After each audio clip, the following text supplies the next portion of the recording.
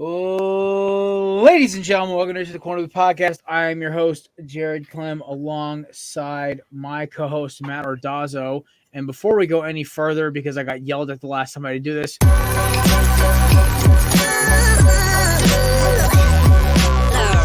the following is a presentation of the Belly Up Sports Media Network. Yeah, I just have to play that so I don't get yelled at. Full disclosure. I'm like, I'm on the board of fucking directors for this company. I still have to worry about shit like that. Integrity. Set a good example. All right. So, speaking of setting an example, guys, we had a incredible wildcard weekend. The only bad game was the first game. That wasn't even a bad game. I mean, after about in the first half, it was good. Yeah. And then, the second half started, and I was like, oh, there it is. Ooh, 4 minutes ago per ESPN, I guess when they asked Justin Jefferson on a potential extension from the Vikings, he said, I will be wherever I'm wanted. If they want me here, then I'll be here. Does not sound, not like it to play that out of, proportion, but usually when anybody wants to stay with their team, they usually just say that. Yeah. They don't just dance around that. Well, okay. Yeah, rough. Let's just hit the couple headlines quick. Let's get some college out of the way. TCU standouts, Kendre Miller and Quentin Johnson are both declaring for the draft, as well as CJ Stroud. Jim Harbaugh is staying in Michigan. Sean Payton is now apparently open to going to the Texans. That's a first. Let's see, any other good headlines nobody cares about the WNBA? Whoop, who said that? Edit that one out. Nah, I'll say it. It's not because they're women. It's because nobody watches the games. That's basically it. I had to watch women's college basketball because I did it for an internship. Dude, those girls could ball. It's just the problem is nobody goes. That's the problem. There's nothing about them being women. There are some women I've seen fucking ball WNBA games like, yo, they got better ball skills than 8% in the NBA, but nobody's gonna go watch. Yeah, I've seen many. Well, I've seen many WNBA. I've seen a couple games, and they definitely play hard. It's always great games, like you said. Nobody comes out, but one way I knew that it wasn't as popular as I thought it was going to be. I was interning at the arena in Bridgeport, and for everybody that doesn't know where that is, it's a very small arena. Yeah, it's a very small arena that holds about 8,000 people, give or take. So around that number. It's not a large one. We hosted the WNBA All-Star game one year. So if you're, hosting the WNBA All-Star and you're in Bridgeport, Connecticut, and you hold 8,000 people, you're not that popular. So that's when I realized, because I saw Brittany Griner straight, live, 10 feet from me. I was like, holy shit. I was like, I feel like she should not be in Bridgeport right now. I feel like we said about a lot of celebrities. Yeah. For those who don't know, Bridgeport's a dump. They literally make fun of it in Family Guy. That's how bad it is. It's a rough area. All right. So, one last headline. Apparently, reportedly, allegedly, Alabama's Darius Miles is one of 2 men charged with capital murder in a fatal shooting early Sunday morning. Darius Miles, of course, the standout basketball player from Alabama. Yikes. I want to make a joke about Alabama basketball having a killer instinct, but I feel like that's in bad taste. Yeah, that kid's life is he's done. He's doing 25. Yeah. He's staring down life. All right. Any reactions to college news? The TCU guys in Stroud declaring was a no-brainer to me. Harbaugh staying, tiny bit surprised, but then again, I think it was the best move for him. But it just buys us another maybe 2 seasons until we start the whole is Harbaugh coming back to the NFL debate again. That's never going to die. I mean, if he keeps coaching shitty like he does, I don't think he'll get another shot.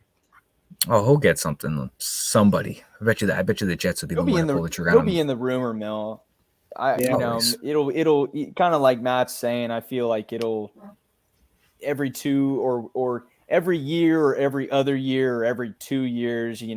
As long as Michigan's competing for the Big Ten chip or trying to get in the playoff, he'll probably be in the rumor mill. Okay. Yeah, I honestly, I look at Harbaugh as a coach, and it really just comes down to hey, what do you think about him as a coach? And my biggest thing is could never close the big game. Close he ever came was that Michael Crabtree, Richard Sherman ended the game. Not Mike Crabtree. Yeah, Mike Crabtree, Richard Sherman. Then he goes up against his brother in the Harbaugh Bowl and just couldn't get it off. I think it was Ladarius Webb who knocked the ball down. Maybe Ed Reed. I don't even fucking know. That game was so long ago. Either way, like, it's just he can never close. And, I mean, look, they could lost to TCU. Then they got their ass kicked the year before by Georgia. Before that, it was a string of failures against Ohio State. I mean, I sense a common theme here, but then again, some NFL team's going to take some NFL team gave Cliff Kingsbury a fucking shot, so there you go. Yeah, it's definitely, I think, the only thing that's really stopping him from being, I think, a highly sought-after candidate is just, like you said, the fact that he has a long history with not getting the job done when it matters the most. So, like, you can bring him into the NFL, probably get you into the playoffs. You're going to be playing those one-and-done games where you need to win and move on or win and take the whole thing home, and he has not proven that he can do that even at the college level. So, I mean, if you can't do that at the college level, how you can do that at the professional level? Fair. All right. Ready to talk some ball? Always. Speaking of ball, anybody see these mock drafts with Will Levis going number 1? I love it. I mean, like, I have not, but I hope I don't. This is the second one I've seen, and I'm literally just like I'm like, am I missing something? I mean, the kid's got like a lot of upside, like physical gifts wise, but he's got the decision making skills of year one, Danny Dimes, man. Like I'm like, what are you doing? Did he miss time this year? Like, did he miss games? He missed a couple games. Because I was looking at his stat line, and he had like 19 touchdowns, 10 interceptions, and he had like 2,400 yards. Also, I wasn't sure how many games he missed. Also, Mark Stoops is one of the worst head coaches in the SEC. Like, I think I think even Vandy's got a better head coach than him. It's just KU's got a better. Even last year, I think he had under 3,000 yards this year and last year. I'm looking at these stats and everything. I'm like, this does not scream number 1 overall to me, obviously, but it would be classic Texans to pass on Bryce Young or Stroud and just go right to Will Levis. That would be something, man. So do y'all have a source? I just want to take a look at these full mocks. Do y'all have like a source? To inspect the work. I gotta what? Who do you got, Matt? I gotta find. It's one of those things where you just kind of get like you pop on Twitter and there's like screenshots of it. But I gotta find some. I'll find some mocks and send those over. So I see here to 247 article. Mel Kiper has Will Levis as the top quarterback in 2023 NFL draft. And this is from December 9th, so almost over a month ago, which is insane. That means that was well before Stroud's, insane performance in the semifinal. Yeah. He was already calling a shot and saying Levis better than Stroud and Bryce Young. About 10 hours ago, CBS put a mock draft out that said that Bears were going to trade up to 1 and take Will Levis. Oh, my gosh. And then that would be the Texans at number 2 taking Bryce Young. Oh, no, the Bears have the first overall pick. I'm sorry, they didn't trade. So they're saying they're passing on Justin Fields and going right for Will Levis. You know what? I have a feeling that because if Stroud doesn't go in the top 2, that means that he's probably not going to go till 7, 8, 9, 10 area. And I have a feeling that it's just going to be we have seen so many times before, man. Where this dude gets passed on by multiple teams and just, pretty much just remembers exactly which teams passed on him and just comes out and just balls. Like, from the jump. He does what Josh Rosen said he was going to do, but does it pretty much. Yeah. All right. So Matt, you and me are tied right now with 9 apiece. Mason, you didn't have an upset pick when we picked Thursday. So I just gave you the Bucks as your upset because you picked them with me. So I think he might. Unless you want to flip.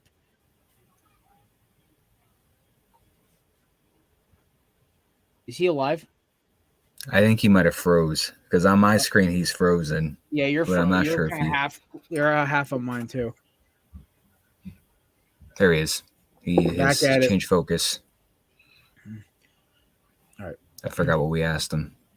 You got to unmute yourself. My Wi-Fi's lagging. Sorry. That's all good.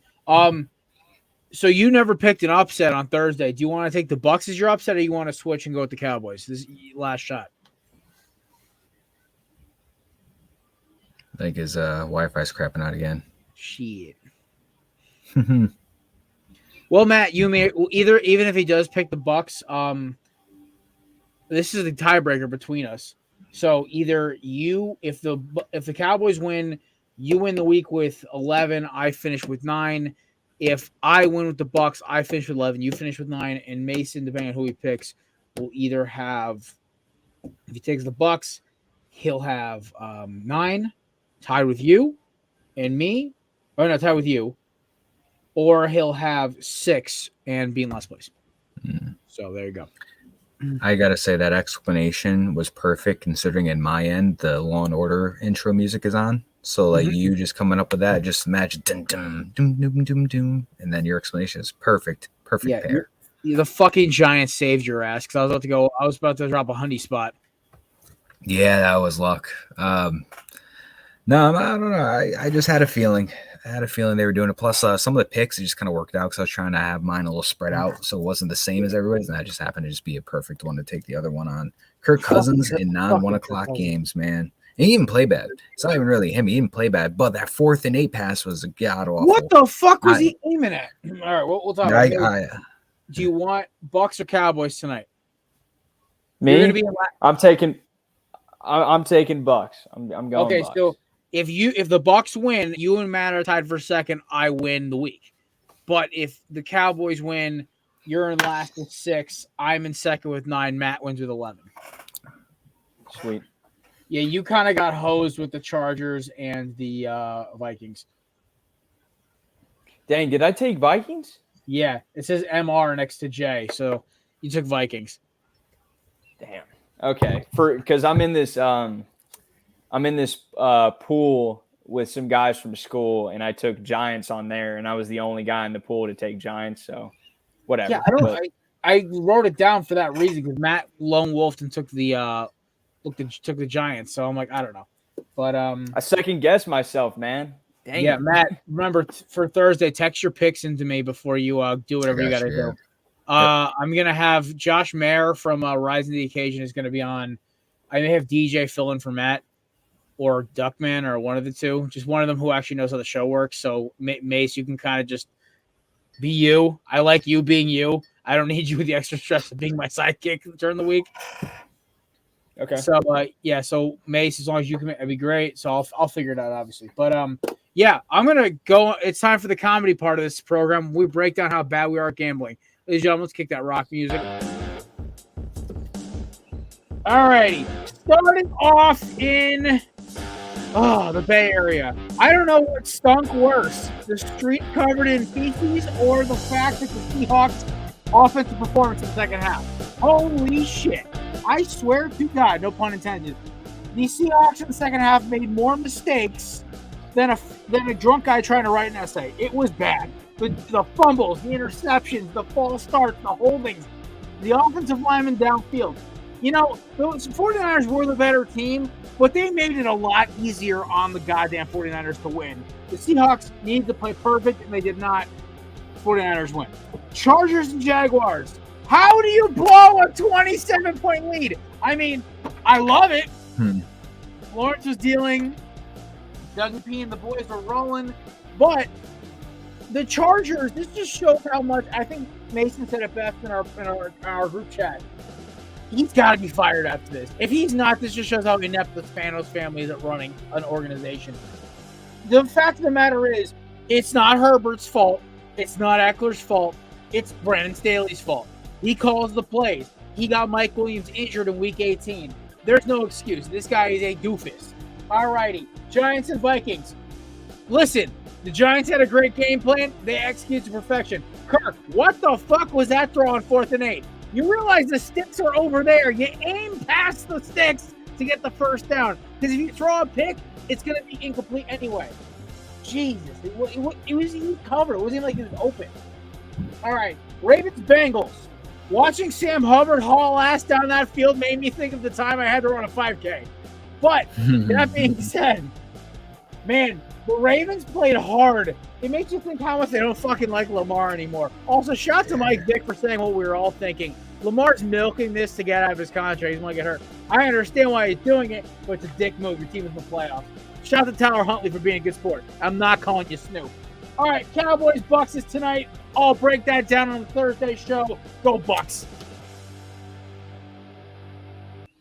Perfect. Do you guys see J.K. Dobbins' quote? I saw the Marlon Humphrey quote. I didn't see J.K.'s quote. Oh, perfect. So I'll explain the J.K. Dobbins one to you, and then you guys can explain the Marlon Humphrey one to me because I missed that one.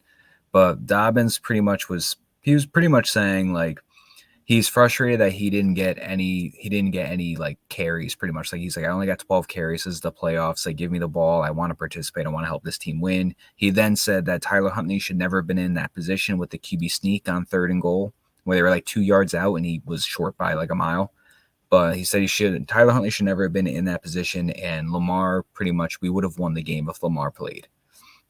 So he's displaying his frustration with his role with the team, and believes that Lamar, if he played, they would have won the game. Not saying he should have played. He's just saying if he did, they would have won. So Jared, do you want me to paraphrase the Marlon quote? Yeah, I mean, I heard some of it, but it was like I also had a customer walking in, so I'm like, all right, phone down. So anyway, the question was basically, obviously you see some of the things in the locker room and the facility that the media people don't. Where would you estimate, how healthy would you say Lamar is? And do you think he could have played? And he was like, well, I'd probably say at this moment in time, he's like at anywhere between like 50 and 60%. And, people from the media and people outside of the facility don't see this dude like walking around the facility, just like limping basically, every single day. And so he kind of was like taking Lamar's side. It seemed like just saying like, look, man, we all know the contract negotiations haven't gone the way that the Ravens wanted him to, but I mean, this dude just, he can't play. Like, he's playing, he's walking on one leg here. Like, so my biggest thing about the Lamar Jackson situation is this, that I understand why he did not want to play. I get that.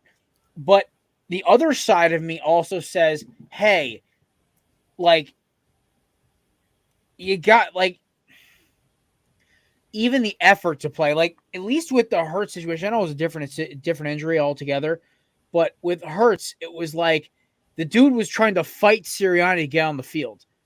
With Jackson, the vibe just feels off. And I don't know, man. I side with Jackson here because, like, dude, if he gets hurt even worse or tears something, that man ain't getting paid. If he is, he's getting a fraction of what he thinks. So I understand why, but it's not the best look optics-wise, I'd say, is the way to word this without pissing anybody off.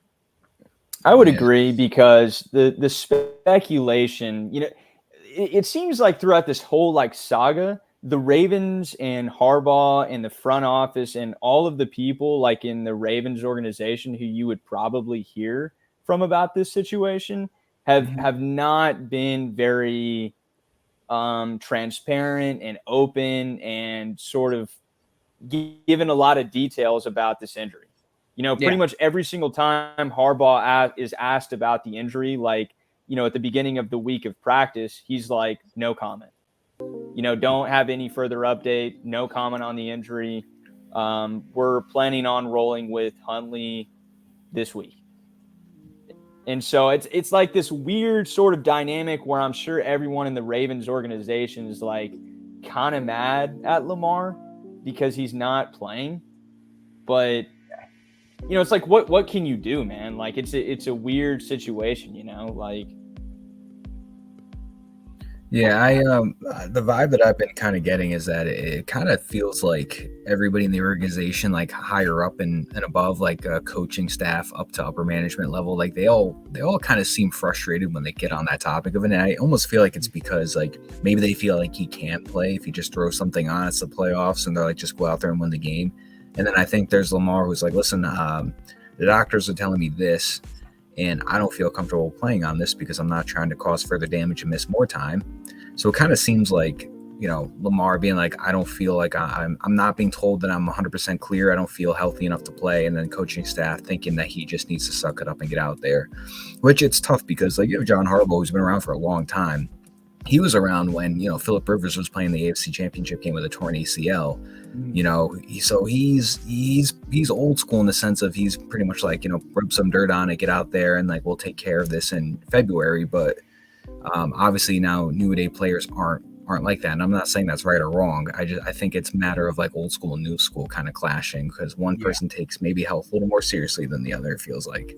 Because he also was not happy with the reporter's comments. You could tell he was already frustrated before that half even started. Yeah. Fair.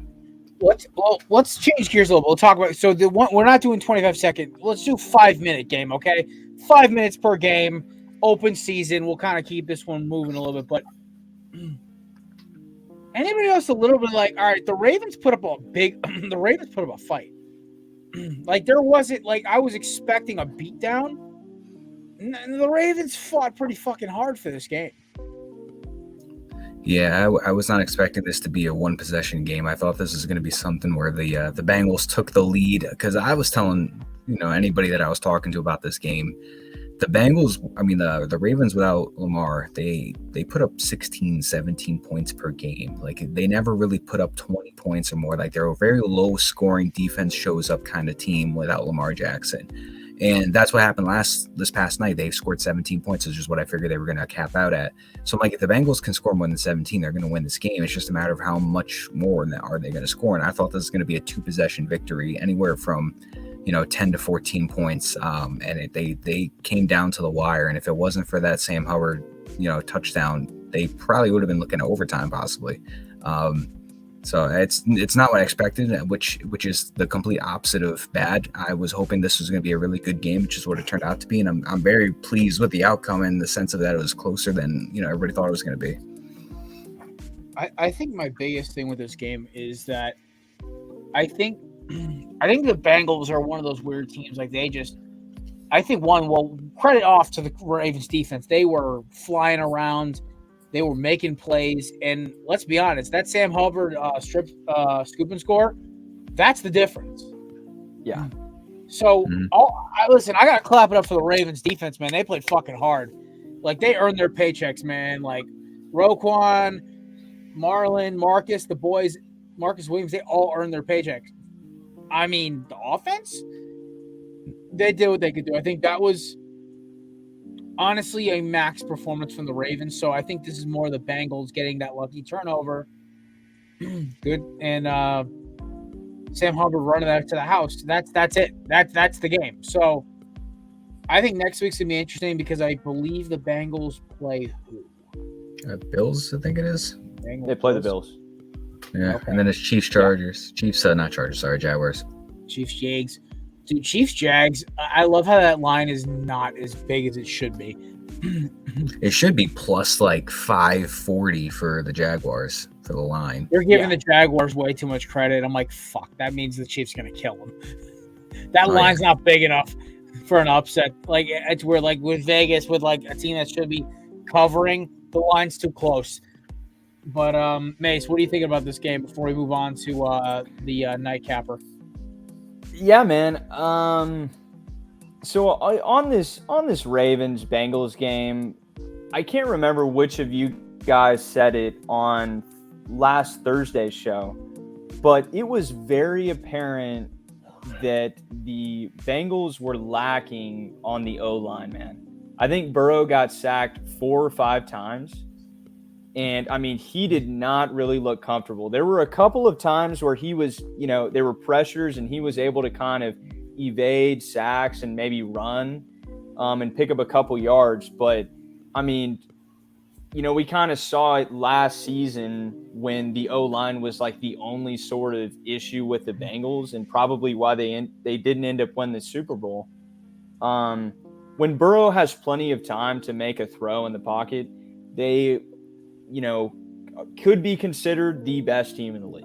But when this guy gets hurried, when this guy gets pressured, when he doesn't have as much time as he wants in the pocket, he looks extremely average. And when you look at this line from last night from Burrow, 23 for 32, 209, a TD, and no interceptions. I mean, they put up 24 points of offense. I mean, only 209 yards at home. I mean, that's definitely below average. And to compare that to Huntley, I mean, Huntley had more touchdowns and passing yards than Burrow last night. So I think that says a lot about, the kind of state of the Bengals going into next week's game against Buffalo. And we all know Buffalo didn't have the cleanest game, but kind of like you guys both said, you got to tip your cap to the Ravens defense. Completely sold out, played about as clean of a game as they probably possibly could have. Maybe I guess they could have had an interception or a fumble or some kind of takeaway, but I mean, holding the Bengals to 24 points, man, that's as much as you can really ask for, right? I mean, I know you've got the backup quarterback in, but they played outstanding. Oh yeah. And other than that goal line fumble for a return for a touchdown, man, we're looking at OT, like you said, Jared. I mean, that's just the reality of the matter. Yeah. All righty. Moving backwards, we're going to go to the 4:30 game. The game that broke my poor father's heart. The Vikings and the Giants. Let's be honest. The Vikings and Giants both played good games. I think the biggest kicker was the Giants got started faster. And it really came down to the fact that they were able to get down the field, score points, get up 17-7 before the Vikings could wake up with that touchdown from my boy KJ Osborne. Shout out. And what the biggest thing to me that I'm starting to notice with the Vikings is if they fall behind, they fold. Like the Vikings-Bills game was different because the Vikings stayed in it. But this game kind of felt like the Vikings were always playing catch-up. And I think it just the Giants were ready to rock and roll, where I think the Vikings were like half asleep. I think the Vikings came in thinking they were going to roll the Giants, and the Giants came in fired up and ready to rock and roll. Now, see if they have that same kind of gas next week when they roll into Philly, or are they going to get their heads kicked in, or is it going to be a shootout? I don't know. Either way, I think the Giants this week definitely earned the victory. I'm not putting this on Kirk except for that last play. That last one was the only complaint I have about his entire game. So, yeah, that was it was. I know I picked the Giants to win, which I obviously believe that they won. That's why I picked them. But it was just more of a dominant performance on their end than I thought there was actually going to be. I was expecting this to be just a very much like the back and forth type of game, which is what it turned out to be. But I guess I just wasn't expecting this good of a performance. Like Daniel Jones completed 24 of 35 passes for 301 yards and 2 touchdowns. He also had 78 yards rushing on the ground. He outrushed Saquon Barkley. Look at this. He threw 35 passes and ran 17 times with a combined total of about 379 yards. So I thought he played as good as you could hope for him to play, especially when Saquon had 9 carries. He had 5 receptions, but Hodgins is looking like an absolute stud of a pickup from Joe Shane. 8 receptions, 105 yards, and a touchdown. Everybody just did their job. Daniel Jones played elite. Kirk Cousins also had a great game.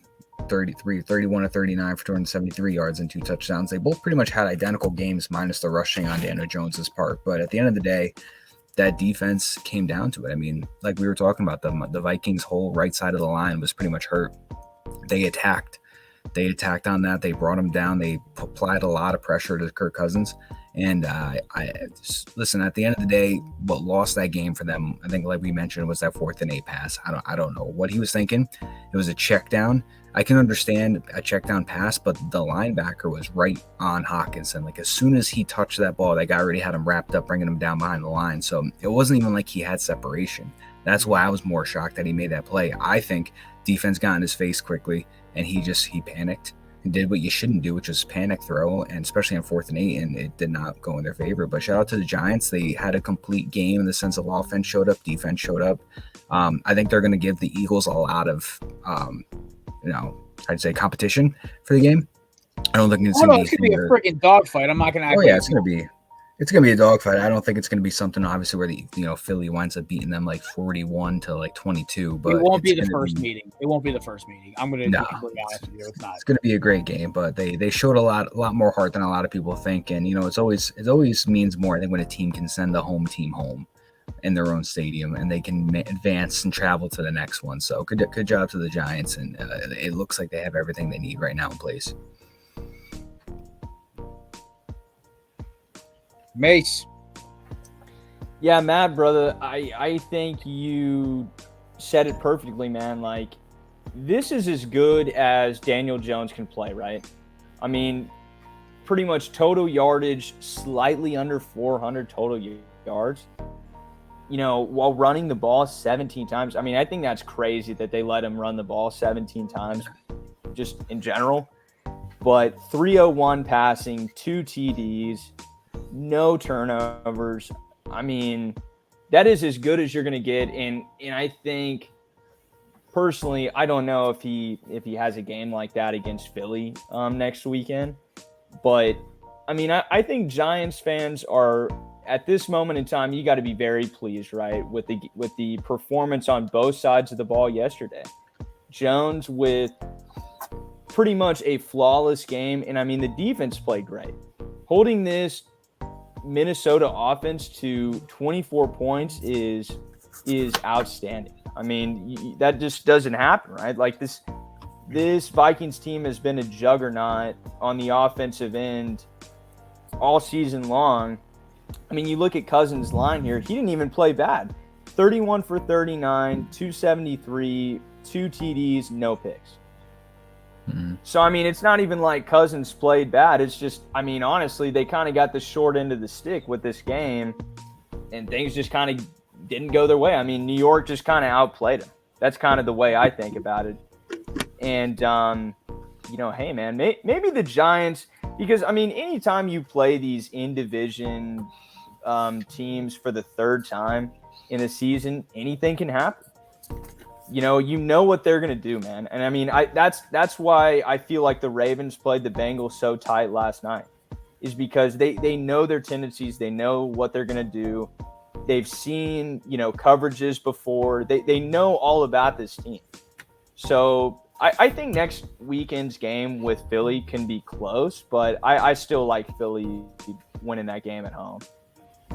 I will not make my pick till Thursday, but I'm going to say it's going to be a long week for me dealing with Giants fans and just trying to not lose my head with them. So I guess that's the right way to put it. Man, they have reason to be optimistic, though, right, Jared? I mean, Jones is looking like he can finally just kind of hold his own out there, man. And the run game looks good. If they actually had like a decent number one receiver, man, this team would be really scary. This team would be a total sleeper to, like, honestly, I kind of think win the Super Bowl, man. Yeah. But I mean, the fact that they're working with Isaiah Hodgins, is like the number one guy is. Yeah, like I want to see, like, I think also like that everyone's talking about, Eagles almost lost to them week 18. I'm like, guys, that was like a preseason game plan. I hope y'all realize they basically ran quick slants and goes the entire game. Nick said, We're going to beat them, but we're going to not try too hard. Nobody gets hurt. Right. So, all right. Next up on the list, we'll switch the music up again. We're going to this game. Jesus Christmas. Bills Dolphins. The game that killed my parlay before it even got off the ground. Oh, my God. How do you not cover? What the hell was that? He's playing like he's a 25-year-old rookie. He's Stetson Bennett, but not as good looking.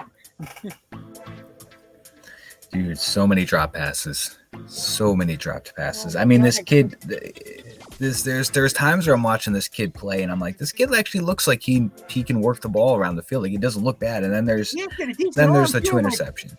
Yeah, and then there's the interceptions. Then there's going 18 for 45. Then there's the dropped passes by his receivers and his backs. I mean, this was like, statistically, nobody really had, like, Tyreek Hill had 7 catches for 69 yards. Nothing like that. It's great receptions, but yardage-wise, it's kind of average. I mean, besides that, Savon Ahmed had more passes or more yardage than Jalen Waddle did for receptions. He had 15 more. He had 1 more passing yard than him. I thought it was different, but like Waddle only had 44 reception yards. The ball was not really worked around that much, but they kept it within 3 points. It's insane. You analyze the stats of how shitty everybody kind of did, but the fact that they kept it a 34-31 game, and it's probably because Josh Allen threw 2 interceptions, obviously. But it just Stephon Diggs and Gabe Davis haven't. Just look at this: 7 for 114, which was Diggs. Gabe Davis 6 for 113 and a touchdown, identical. It's insane, and it's just not the game I thought we were going to get. I thought it was going to be a blowout. I didn't expect it to be 3 points. Tua in this game, they probably could have won that game with Tua. They almost won with Skylar Thompson, but Tua, I think, if the game played the exact same way that we just saw it with Tua at quarterback, I think Miami would have won that game. Yeah. But right now you got a vaping Mike McDaniel on the sideline. I expect him to keep his job, but the fact that he admitted on that 4th and 1 delay of game that they thought that they were preparing a 1st and 10 play. They didn't realize that they were on a 4th and 1 and they got the delay of game. That's on the coach right there. So that cost them that game in a sense, but I'm sure he's going to be safe after that. I don't think they're going to get rid of him. I also think Lamar Jackson will be a Miami Dolphin next year. We talked about it on Thursday, obviously, but I think that the Tua and all of his backups era in Miami is coming to a close. I think Stephen Ross is like, all right, another year, another season ends because Tua can't stay healthy. I think Ross knows he's got to they got to win because the Dolphins organization has been too bad for too long. Mace, what did you think about this Bills-Dolphins game before I go? Yeah, man. I mean, Allen, brother, like, this dude's just got to, chill. I mean, he's got to chill with the red zone interceptions. Like, this whole, I really like Josh Allen. To me, he's better than Mahomes. He has potential to be better than Mahomes. I know some people agree with that. Some people don't. But for that to for people to agree with that, man, he's got to quit with this, God complex. I can make whatever throw possible. And quit with these just horrible interceptions that he throws, man. I mean, this line is pretty insane. 23 for 39, 352 passing yards. He had 20 rushing yards, 3 TDs, 2 picks, and a fumble. I mean, it's just he's kind of all over the place, man. If he could quit with the turnovers, I mean, this guy would be the MVP. But, I mean, he has so many bad interceptions, man, that, I don't know. I mean, I prefer them to the Bengals next week just because I don't think the Bengals are playing that great right now anyway. So the Bills might get lucky. But, I mean, it's kind of crazy that the Dolphins were even in this game, man. If Skylar Thompson, goes pick-free in this game, they might just win this game. The defense for the Dolphins played outstanding. I know they gave up 34 points, but forcing 3 turnovers against this Bills offense is impressive. And as you kind of said, Matt, so many dropped passes, man. So many big plays that could have happened for the Dolphins that didn't because my man Waddle just forgot to catch balls, to catch passes. Tyreek was kind of shut down. He had, he had 7 receptions for 69 total yards, no TDs. You know, when your two best receivers combined for a little over 110 receiving yards, man, you know, and they had a total of 10 combined receptions. Like, I mean, I don't know what to tell you, man. I mean, you're not going to win that many games when your two best offensive weapons just kind of like go out there and ghost. I mean, I know they're rocking with the third string QB, so they're limited in what they can do, man. But to be honest with you, man, the Bills got away with one here, and if they play the same next week, they're losing for sure. I mean, they're not going to get away with turning the ball over 3 times, and just playing like really sloppy, like just a very underwhelming Allen performance yesterday. Yeah, yesterday. My honest opinion on this game, I'll put it simply like this. Like the Dolphins were playing on rookie mode, and the Bills are playing on all pro. The Bills made more mistakes I could count. I mean, there were some plays I'm like, okay, this is still the Bills. That deep ball to Diggs, I'm like, yep, drop it in the bucket, Joshy. The throws to Dawson Knox, I'm like, Josh Hooks runs, I'm like, dude, like this team's not bad. They just cannot put a complete quarter together. They have one good drive, then they have a turnover, then 2 more good drives, and another turnover. And they're going to end up playing a team like Philly or KC. Oh my God, why is that so loud? I'm sorry about that. I got buddies texting me asking me, like, hey, let's play Call of Duty. I'm like, I'm recording, dude. Leave me alone. I will say this, right? I think the Bills are still the best team in the AFC, but they look really freaking vulnerable. I agree, man. I 100% agree, Jared. Just to briefly touch on that last point, man, like, you know, if you want to win the Super Bowl, you're going to have to go through Kansas City, man. You're going to have to play KC at home. And to beat Kansas City, you're going to have to put together 4 complete, you know, good quarters, man, where you don't turn the ball over, you don't have these crummy mistakes like they were making yesterday. You're going to have to play a clean game, man. Yeah.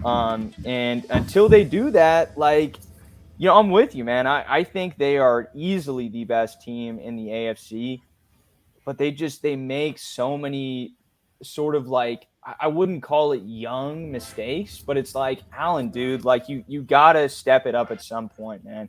You have to quit with these, like I don't know. I guess maybe he kind of sees like Mahomes make these like insane throws that Mahomes does like, you know, once a week. And then, you know, just says like, okay, well, I'm going to try and make these throws too. And then tries to make them, and they're interceptions. So they've got to quit with that, man. Allen just needs to chill out, make the right throws, be smarter, and they can, you know, get to the Super Bowl, like, for sure. Okay. All right, let's get the Saturday games rolling in. We'll do the 49ers Seahawks first because we kind of touched on it already. We'll make this one quick, and then we'll break down probably the best game of the weekend, Chargers versus Jaguars, at least the most compelling. So that being said, look at the shine of my chain, bro. What the hell? All right, I'm like a seagull getting mesmerized with it. Speaking of seagulls, that's what the Seahawks are right now. They're not the Seahawks, they're seagulls. Like they were just like, I don't know what the hell happened in the second half. The game plan was on point. They couldn't stop DK Metcalf. And Geno made 2 bad turnovers, but he played great other than those 2 turnovers, which is unfortunate. But the 49ers are the better team. Brock Purdy got to sit back, chuck 10 yards out in routes and out routes, and hand the ball off to McCaffrey. Living the dream, man. Somebody said they're like the 0-2 Oakland Raiders. I was like, oof. Because that Raiders team was fucking loaded. They had 2 elite receivers, a overrated quarterback, and I'm not saying Purdy's overrated. I'm saying they had MVP Rich Gannon. So, just, you know what? Ass beating. That's what it was. Seahawks look overwhelmed from start to finish. I feel like the Lions have been a way better matchup. Yeah. This is the Seahawks one? Yeah. Yep. Seagulls versus 49ers. Seagulls. That's what got me confused. I heard Seagulls. A very good game. A very good game in the first half. I believe it was 17-16 and a half. Seahawks were in the lead at the time. Yeah.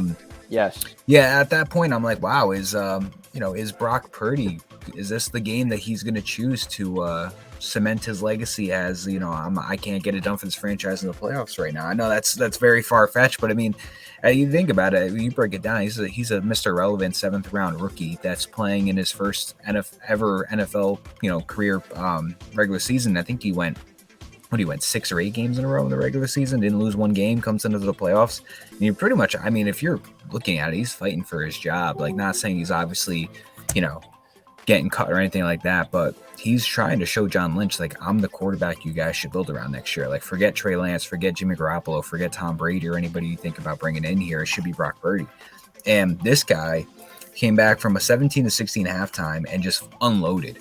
I mean, he went 18 for 30 for 332 yards and 3 touchdowns. They wound up finishing this game 41-23. Defense only let the Seahawks score 6 points in that last half, while they went on to score 25 points. McCaffrey had a very good game. Debo had a great game. Ayuk had a great game.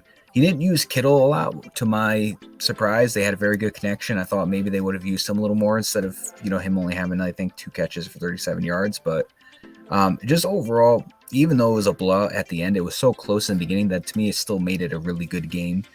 Geno Smith had a 25 for 35, 253 yards. He had that interception, those 2 touchdowns. Kenneth Walker was very, very quiet. DK Metcalf was also had a great game. It was Tyler Lockett who had the okay game. I don't know. It's I think at the end of the day it's just the defense, because the Seahawks, they relied on everybody that's their powerhouse. I mean, Kenneth Walker could have more involvement if they weren't down so far at the end, but DK Metcalf showed up. I'm sure they're going to stick with Geno Smith. I think he deserves to stay around next year. So if I'm Pete Carroll and the Seahawks, I'm riding with him next year, at least, giving him that in the year to see if he can do some more with some more weapons. But listen, Brock Purdy's keeping it going, man. I mean, just when you think this kid might be done, he just pulls it out. So I'm hoping that are they playing the winner of tonight's game? Yes. So honestly, he already beat Tom Brady. And this is a Niners team that can definitely beat the Cowboys. So I'm thinking Brock Purdy might have a nice cushiony ride into the NFC Championship if even if the Bucs win this game, because like I said, they already beat them, and the game's going to be back in the Bay. So I'm excited to see what Brock Purdy can do next week. But overall, in my opinion, better game than I thought. It was closer than I thought it was going to be for a while. But Purdy, man, coming back. I love that guy. All right, let's roll this one. Let's get to the main event of this. Then we'll do Monday Night Football, a quick Monday Night Football little preview, and then we'll do our top 10. We brought back the KB top 10 for you this week. One last switch up. We're going to Jacksonville for the Chargers. We're putting the cinematic acoustic on. Now, actually, you know what? Doug Peterson seems like a rock. I will go to the rock and roll. So here we go. I'm going to go lead this one first because I enjoyed every minute of it. Lawrence looked like a night and day quarterback in the first half. I'm going to admit I gave up on the Jaguars after that third Asante Samuel interception. Like, I was calling it. I was ready to end the game. I stopped watching. I turned it off.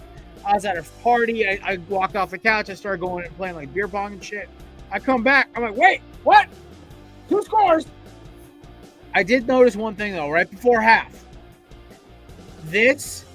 I got a weird feeling. So when the Jags scored that touchdown right before half, I look at my buddy. I'm like, ruh-roh. And he goes, what? I'm like, that's a field goal. They don't win this game. But that was a touchdown. They got a shot going into the second half. And that was it, man. That was it. I'm telling you, there was something about that game and how the vibe, they came out of half and the Chargers looked flat. They looked like they were just trying to coast to the end. They thought it was going to be easy. And Dougie boy had them Jaguars humming. They were coming after. The defense was on point, and the Lawrence was just dealing. That touchdown to Zay Jones, I was like, oh boy. And that, I think every ball he threw was just like NFL throws. Guys were playing great. I don't know how to keep Brandon Staley at this point. Their offensive play calling went full preseason clock control. And I'm just like, what the hell are you calling? Score a touchdown, this game's over. Yeah, all the great, more recent playoff lead change or lead, we've seen like the Falcons with the whole 28-3 debacle. So that the Texans being up 24-0 on the Chiefs in the wild card came back at me as I'm watching this team go from 27 to nothing. Yeah, Titans being up 21-0. Texans up 24-0. Then all of a sudden you got the Chargers up 27-0, and I'm like, oh, maybe. I was like, Brandon Staley is right now sitting pretty tight. I was like, he's riding into next week. I was like, wins this game, he's safe in my opinion for next year. I mean, you just got to win that one playoff game. Everybody's gonna think you're the greatest thing ever. But somehow still figured out a way to just cough that game up. And of course, the Spano family is saying we're gonna keep him right now. I kind of believe it that they're going to keep him, because I think if you were going to fire the guy, you would have done it by now. You would have started your search right now, especially if you were going to. I'm sure there's prospects on your mind you're trying to interview, and you want to get that done as soon as possible. So the fact that he's still employed, even though it's only been a day or so, like I would have expected it to come out by now. But it's insane. I don't know how you keep that guy.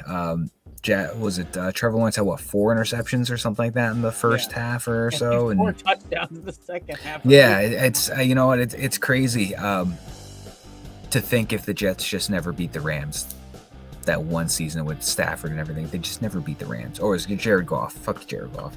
We could have had Trevor Lawrence, but I love Jared Goff. Well, we also wound up beating the Browns the following week that wound up going to the second round of the playoffs. So there's a lot of things we can. I just blame Adam Gase, but this Jaguars team is tough. Doug Peterson, nobody talks about it, called a fucking amazing game. Like the clock management at the end, where he had that timeout just sitting there waiting for that 3. Like you don't see a coach have as good game management as guys like that nowadays. Like I watch my coach scramble to get some time back on the clock. This dude's like, I got 5 seconds left. I got another timeout. We're good. Let's kick the game and a field goal. This team is a bunch of pros. They're young, but they're all big program guys. They were ready for this. Like the Jags have been playing this kind of game. We lose, we're out all year. They won 5 straight to win a division. What's another game against a team that's not taking them serious? Yeah. All right, Mr. Dak Prescott Wi-Fi, what are you feeling right now? Yeah, dude, I don't know how the Chargers blew this game. I was watching with my roommate, and come halftime, we're like, all right, is there like a West Coast NBA game on that's about to start? Let's flip it to that because this game's over. I left at halftime to go pick up some more beer, and I come back, and it was basically the end of the third quarter at that point. And the Jags weren't really like back in the game. It seemed like the Chargers were still kind of in control, but the Jags were just kind of hanging in. And then they just completely unraveled in the fourth quarter. Didn't score any points, and it was all Jags after that. So you guys touched on the Staley still being employed, man. I question how much of this is on the Chargers as much as it is, on the Jaguars for just coming back in the game and just winning the game. It's 50-50.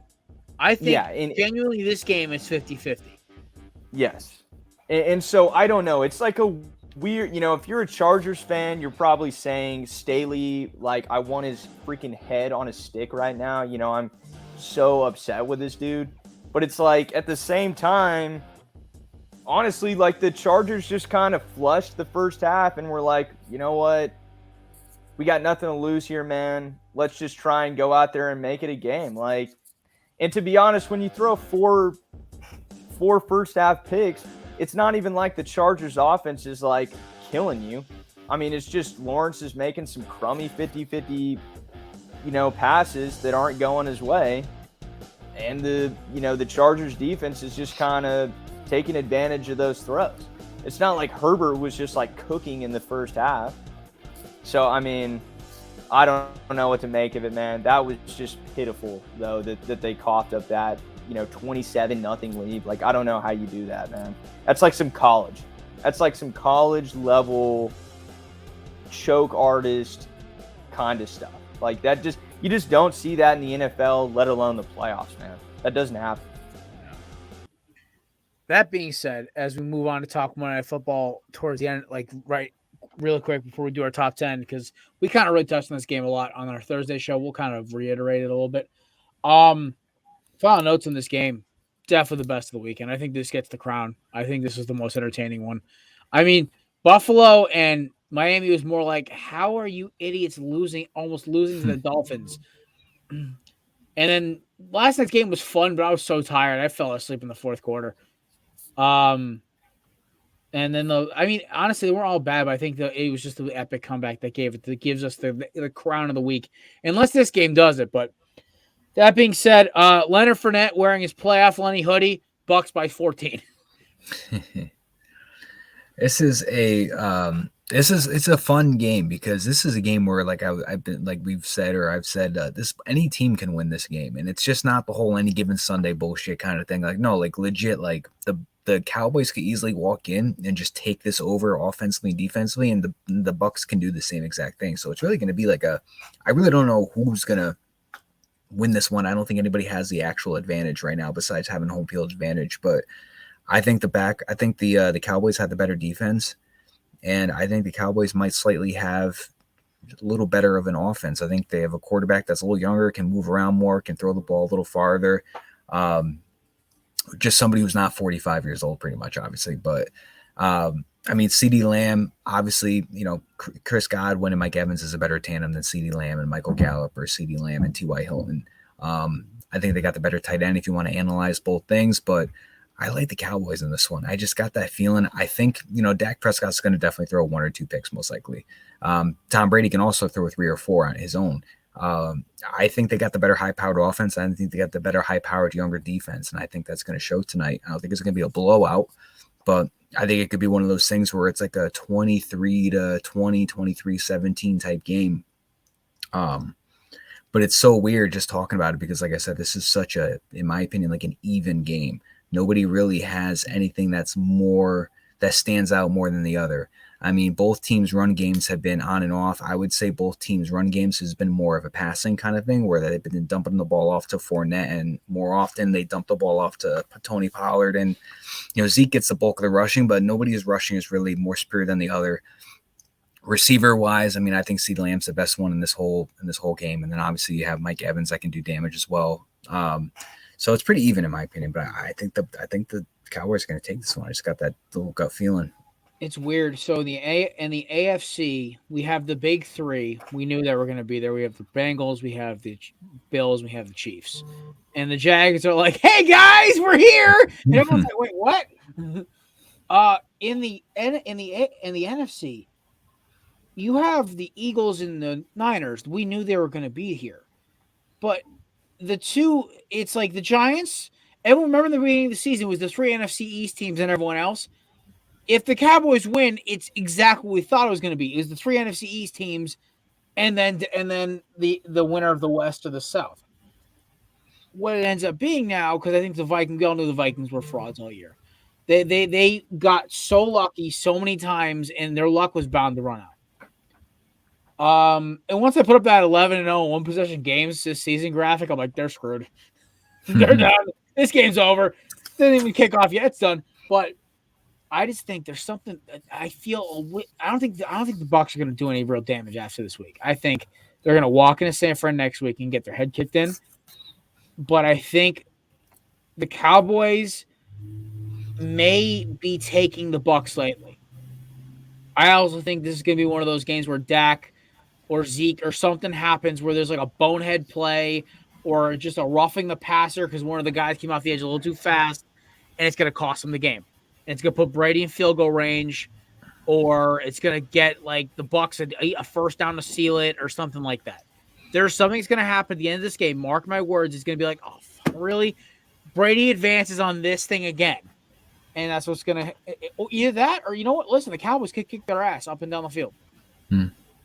I think this game's going to come down to who has the better coaching is going to win this game. And you have Todd Bowles, who's more of a conservative style head coach, somebody that, needs to work on, game management, but also doesn't take too many risks, plays it safe, squeaks out the victory, doesn't need to be pretty, doesn't need to be, exciting. And then you have Mike McCarthy, who's pretty much like, oh man, I'm a risk taker. Like, he is the guy you don't want to take gambling advice from, because he's going to tell you to go for it every single time your gut's telling you not to.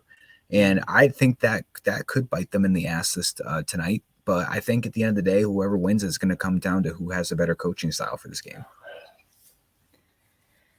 True. All right. Let's do top 10s. You guys ready to do this? So, folks, Mason, unless you want to have anything to add about this game tonight. Quickly, I mean, it's just hard to, and I think we would all agree, man, even though Tom is 45, man, it's hard to count this dude out. Like, I know he is still a shell of himself, what he was even like 2 seasons ago when they won the Super Bowl. But, I mean, it's just in the playoffs at home, man, against a team that he's dominated and beaten all 7 times that he's played. It's hard to count this dude out, man. And, that's literally my reasoning behind taking the Bucs tonight. I find it hard to sleep on this guy, man. Fair enough. This game to me is just gonna be wild. All right, top 10 list. So I asked the guys who are your top 10 favorite football players of all time. I said 2 honorable mentions, but I know that's never gonna happen. So I'll do mine first to kind of set the tone. Honorable mention number 1 is a man who I really didn't care much about during his playing career. I thought he was hysterical, but never really was a fan, never like a big fan of his. I liked him though. Pat McAfee. Dude has been a inspiration to me and a lot of broadcasters and podcasters post career. That's why I love Pat so much, and I love his personality. So he's on there. 2 guys I loved who were fantasy home run hitters and Madden home run hitters for me in Madden leagues: CJ2K and Julio Jones. Both were so much fun to play in Madden, and both were helped me win Madden tournaments, helped me win fantasy leagues. I love them both. Then a little trifecta of Eagles on the defense that I love. I gotta give a little love to Josh Sweat, Hassan Reddick, and Darius Slay. Darius Slay I loved before he came to the Eagles, so when he was here, loved me even more. 10, tie between A.J. Brown and Devontae. I cannot pick between the two of them. I love them both equally. They're both great receivers, and they're both fun as hell. 9, my favorite non-Eagle besides the 2 above him when I was growing up, I had his jersey, and I wore it all the time, Chad Ochocinco / Chad Johnson. This man was so much fun to watch. Everyone talks about Devontae Adams. This guy was Devontae Adams before Devontae Adams.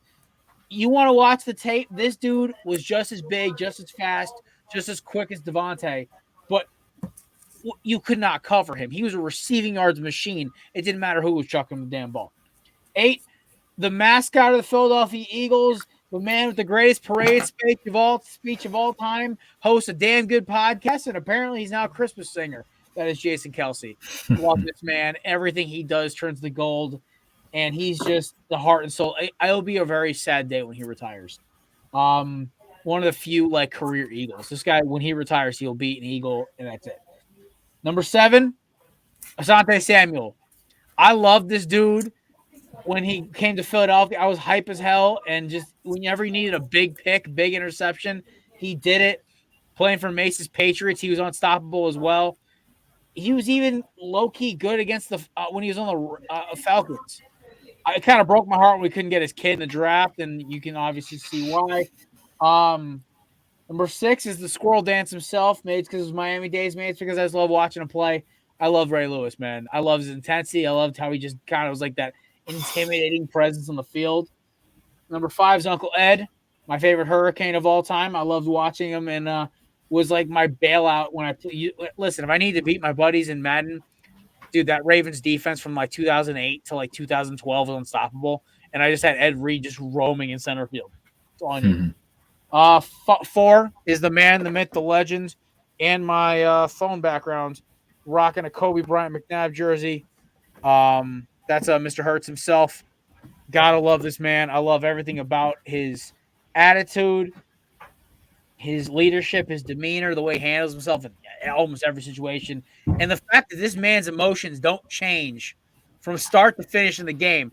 They could be up 30, they could be down 30. He still has that that 30-yard I'm gonna kill you stare. 3, D-Jax, Miracle to Meadowlands. Just enough said.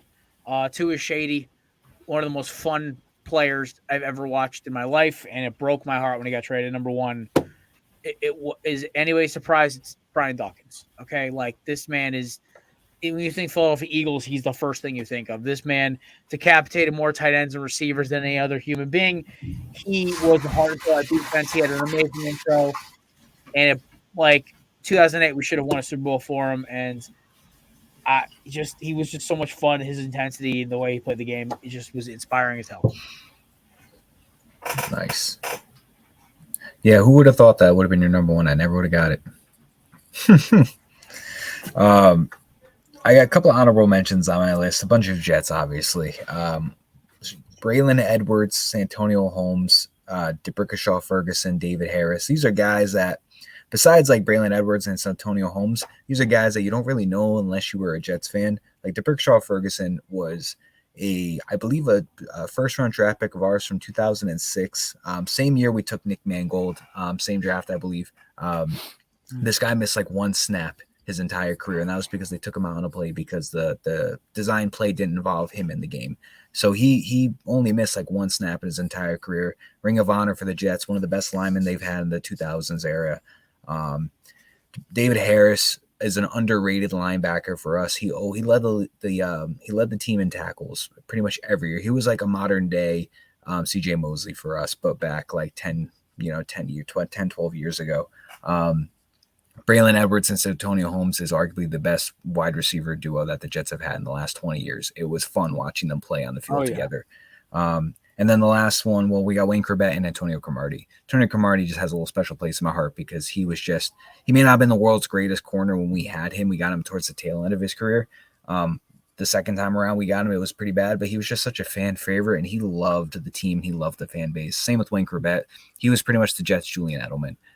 He was not supposed to make it. He was like 5'10", 5'9", 100 and whatever pounds. 1995 undrafted free agent rookie, played with the Jets for about 11 seasons. The heart and soul of that team. All right, let's start the list. Number 10, Joe Namath. He has to be on my list. He's the reason why my team has 1 Super Bowl and 1 Super Bowl only, because he sold his soul to the devil, and this man's going to live until he's about 98 years old, and then he'll die, and then our quarterback that we draft in 2034 will win us a Super Bowl like 3 years later. Mark Gastineau, number 9, one of the heart and souls of the sack exchange of the legendary 80s New York Jets defensive line. Man held the sack record for like 20 years until Michael Strahan broke it in the early 2000s. I believe he had 20 and a half or 20 sacks, and Michael Strahan broke it by a half sack, something like that. But legendary guy, should be in the Hall of Fame, but he's not, which also leads to number 8, Joe Klecko, who was the other heart and soul of that 80s sack exchange team, who is the only player in NFL history to have a Pro Bowl at 3 different positions on the defensive line. Also is going to be in the Hall of Fame this year. Very excited to see that. Number 7 is Nick Mangold. Nick Mangold is like the Jets' Jason Kelce. He is hilarious. He makes a lot of appearances with the fans. He loves us. He has his own little barbecue sauce, which is great. You have a big giant center with a giant like blonde beard and hair, and he just has his own sauce company who just walks around just handing out his barbecue sauce. I think that's hilarious. Is active on Twitter, is active with the fans, just a great, genuine human being. Ironically, plays center as well. Great man. Center's the best people. Oh, yeah. Number 5, we're going to get into a little bit of a running, or number 6, I'm sorry, we're going to get into a running back streak. We have Curtis Martin, who's my all-time favorite New York Jets running back of all time. Played for a team that's not to be named before us with Bill Parcells. Came over to us. I love the man. He was electric. Just watching him play when I was a young kid and always making sure that he was on my Madden team no matter what team I played. It was just something I'll always remember doing. Number 5, Adrian Peterson. Might be the best running back I've seen in my lifetime of being able to actually watch. Just different. Yeah. It's just like, I mean, you've seen, like, I know we've seen, like, Derrick Henry hit 2,000 yards, CJ 2K hit 2,000 yards, but Adrian Peterson was so special that he was the only one that ever came within 9 yards of beating Eric Dickerson's all-time rushing record in the season.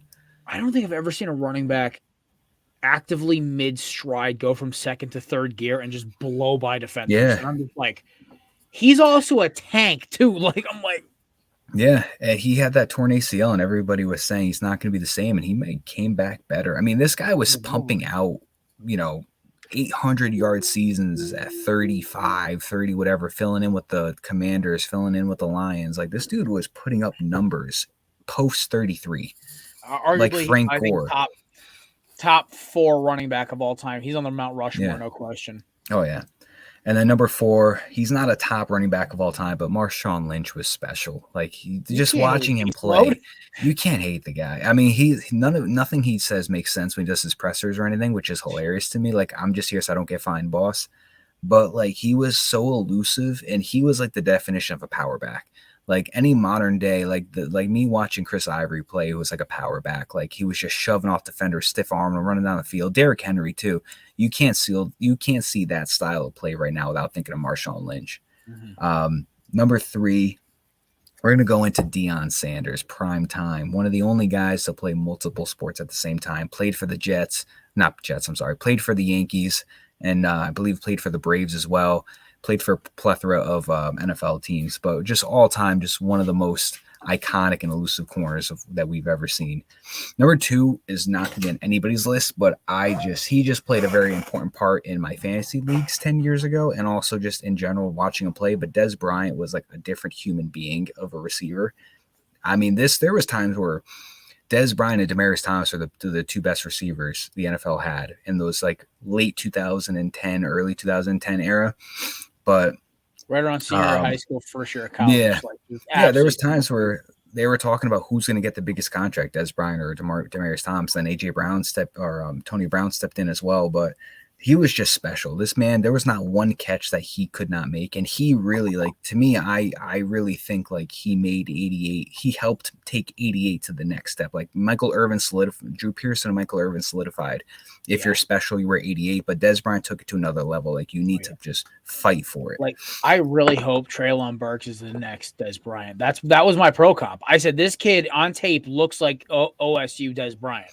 Yeah, I really hope he turns into it, because like watching Dez, even though it was for the other team, I really wanted him to work out with the Ravens because I wanted him to play for a team I actually enjoyed. But it was like, dude, like watching him play, I was like, dude, this is like a masterclass of how to be a big physical receiver.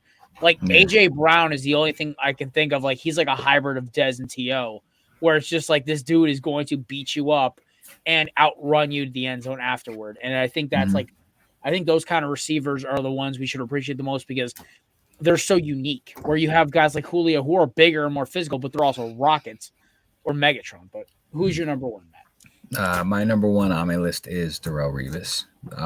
Everybody's going to say what they want to say, but modern day, one of the best shutdown corners of all time, best corner in Jets history, easily.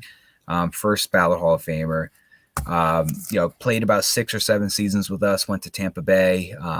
Rumor has it he took a 1-year hiatus. Nobody knows where he went after that. Heard he won a ring. I don't know anything about it. Came back to the Jets for a couple of years.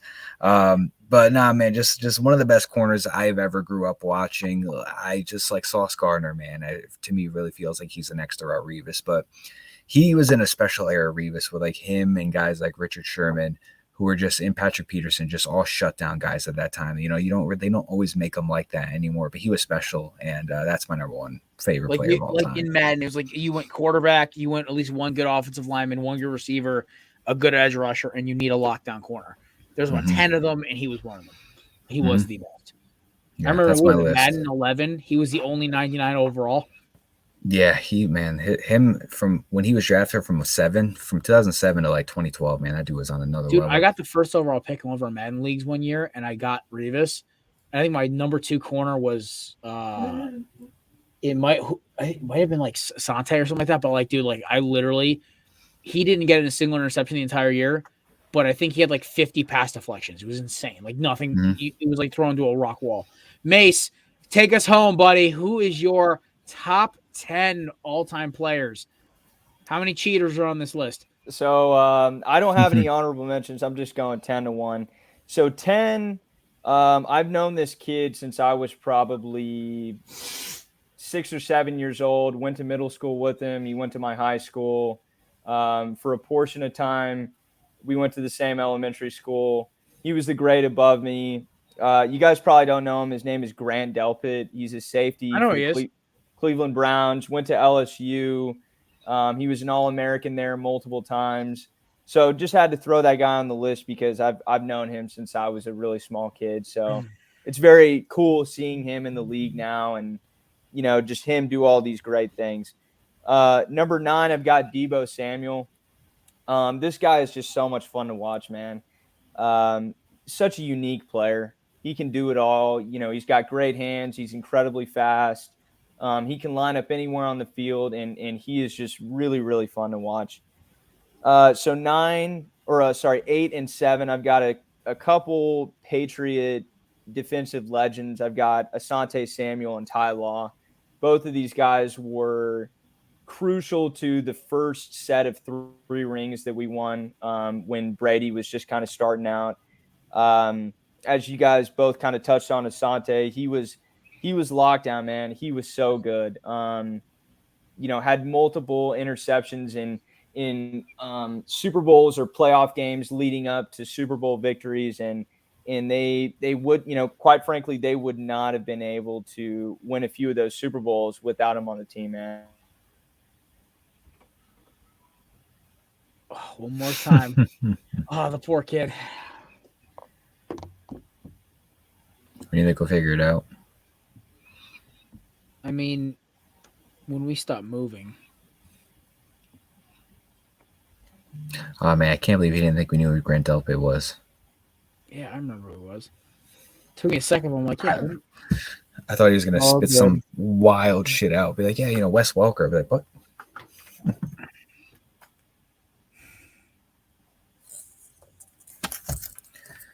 Well, either way, see if he comes back. I think I spelled froze wrong. Whatever. You did. This is chosen. Matt, I've been so tired the last couple of days, dude. I passed out in the third quarter. I think I fell asleep. I'm laying on my bed. I got Ghost laying on my shoulder, and usually I don't like when he lays on top of me when I'm sleeping. There he is. All right, sorry guys. I'll continue. So you were at 8. Yeah, enough of those 2 guys. 6, I've got my man Lamar. He is one of a kind, man. He was special in college. He is special now. There's not a quarterback like him, man. He is the true definition of a dual threat. And outside of any Patriots guys right now in the league, he's easily my favorite player. Number 5, Randy Moss. He was crazy, man. I mean, he was the definition of just a number 1 receiver, man. Mm-hmm. He could go up and catch 50-50 balls. He was fast. I mean, he could bully you at the line. He could get open in any way. I mean, he was awesome, man. And growing up as a young Patriots fan, dude, he was so much fun to watch when he came over. Number 4, a guy who just got elected into the Hall of Fame, Willie McGinnis. He is just, he is a Patriot guy, man. Him and Gronk and Edelman are just, they are the definition of this sort of Bill Belichick, Patriots, Robert Kraft era, man. Willie McGinnis, he was awesome. Just a great linebacker, a really awesome leader. He was fantastic. Number 3 and 2, I've got Edelman and then Gronk. Edelman, you kind of briefly touched on the guy from the Jets who was similar, Matt. Wasn't supposed to make it at all. Just the type of guy that really anyone can root for. Fun to watch, very unique skill set, incredibly hard worker. Just a fun story. And then Gronk, in my opinion, best tight end ever. Just so dominant, man. So unique, so good. Just a joy to watch. And then number 1, you could probably guess, Tommy. The GOAT, man. I mean, it's just so self-explanatory as to why, for me, he's number 1 on the list. He's the guy that made me start rooting for the Patriots. He's the reason why I honestly got into football, why I started watching the NFL. another amazing story. Yeah. You know, I don't know. Some people hate him. Some people like him. I used to, but it's kind of like that quote from Anchorman where it's like, God damn it, I respect you. Right, exactly. I mean, at this point in his career, it's like, you know, you look back and, you know, you see all the records that this guy has set and shattered and all of the things that he's done while he's been playing. And it's like, you know, you might not like him, but, you know, you've got to respect the stats and everything that he's done for, you know, just kind of like the game, man. Like, I mean, without this dude, like, where would the NFL be? So he's my number one, you know, just the GOAT, man. There you go. I got two stories quick about two of the guys on your list. So one, I have a soft spot in my heart for Willie McGinnis because when my cousin, she was in the hospital for like 2 months. She had something horrible happen to her medically, and she's fine now, but she was in the hospital for 2 months. You know, a bunch of Patriots players came in to visit like people in the Boston Children's Hospital. Willie McGinnis came in, and I never realized how big this dude was until standing next to my 5 foot. No, she's 5 foot now. So my tiny cousin standing next to this monster human being. But like it was like one of the biggest things. She's always been a Patriots fan ever since. I think she had a McGinnis jersey growing up too. But Randy Moss may have one of my favorite quotes of all time. Tell him, Mama, I was born ready, came out the womb ready. I'm like, you can't teach that shit. Yeah, dude. Besides Brian Dawkins saying he wanted to take Greg Jennings' soul, I think that's number 2. Clips of Randy Moss always make me smile, man. And he's one of those guys like I wish I got like when I have an ultimate team and I got to put him on my Eagles. I know it was just for like ultimate team, but man, that felt good throwing him that ball.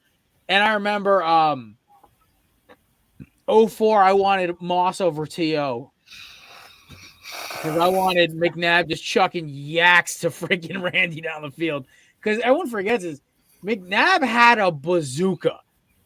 Like everyone thinks about Mahomes. Like who's Mahomes? Like Mahomes is basically a better version of McNabb with less injuries and less bullshit. Like McNabb and Mahomes are both improvisers, semi-mobile, not overly huge, and just have absolute like howitzers on their shoulder. So, but yeah, no, Randy Moss was so much fun to watch. He was, I mean, me being younger than you guys, I kind of barely remember him, but, you know, he was so good that me being a small kid at the time, it's like, how could you forget him? You know, even if he wasn't on your team, man, I mean, he was that special. He was so, I mean, like you couldn't cover him, man. Like he was insane. There's very few guys where I will go to a TV to watch. Every generation, every season is about 4 or 5 guys. Luckily for me, one of them is on my team this year, which kind of makes me. I like watching Jalen Hurts, watching Josh Allen, watching Mahomes, watching Justin Jefferson, Saquon. There's about 10 guys every year who are like the must-watch dudes. Like Randy Moss was that guy every season he was on the field until he probably played to the Titans and 49ers that season. We would forget. But like he was that guy, which was so cool. Revis was that guy too. Like he put on a masterclass of how to cover people. Absolutely. Yeah, they didn't give him an island for no reason. Yeah, right. Like even like Shady and Djax, like they were my favorite players, not just because they were like Eagles players. No, because like when they were on the goddamn field, you watched. I remember Shady jukes out an entire defense against the Jets, reverses field, and takes it 50 yards up the sideline for a touchdown. I'm like, that's like some Madden shit. Or like Deshaun on a 5-yard out route to get a first down, a 4th and 4, smokes Terrence Newman, who is one of the fastest corners in football, smokes him, and then falls backwards into the end. Like, there's just moments like this. Randy Moss is my football game. Mason, you were too young for this. Maybe Matt can remember it. 3 catches, 150 yards, and 3 touchdowns. Like that, you can't make that stat line up. I think it was one of the first football games I ever watched, and I'm like, dude, it's like a video game. Yeah, he was special, especially in the late 90s when he was paired up with Chris Carter, and they had Randall Cunningham, I believe, for a little bit of time. I wish that was a trio. And then Dante Culpepper. Yeah. But no, he was special, especially, I mean, you go to the Patriots, he paired Randy Moss up with Tom Brady. You're like, holy fuck. Like, so it was nice to see him go. It sucks that year that we don't speak of is because he went from like the Patriots to the Titans back to the Vikings and then to the Niners. That one year, that was when you just saw the big decline of Randy Moss. But he was a special guy to see. Right. A legend of the game, man. I mean, all those guys that you talked about too, Jared. I mean, they don't come around, man. Like it is so infrequent that you see guys like Randy Moss, like Darrelle Revis. You know, they come once in a generation, man. And that is it. Andre Johnson, you're from Houston, Mason. Dude, like I had to tell these kids in my gym who were lifting with me, the high school kids were like, "Oh, you played football? Let me go lift with you." And I'm working out. I'm like, dude, like one of my favorite guys to watch when I was a kid was Andre Johnson. And they're like, who? I'm like, bro. Imagine a guy who's imagine AJ Brown, but bigger and faster. Like this dude had like Julio Jones' speed, but was built like Travis Kelce. It wasn't fair. I remember my favorite memory was I was like 8th grade. This dude catches a screen pass as the game's expiring from Matt Schaub, houses it 70 yards against the Jags to walk it off against David Garrard. Like back when the Jags were good, I was like that's a screen pass he just took to the house 60 yards. But we could go on and on. We could do a nostalgia podcast.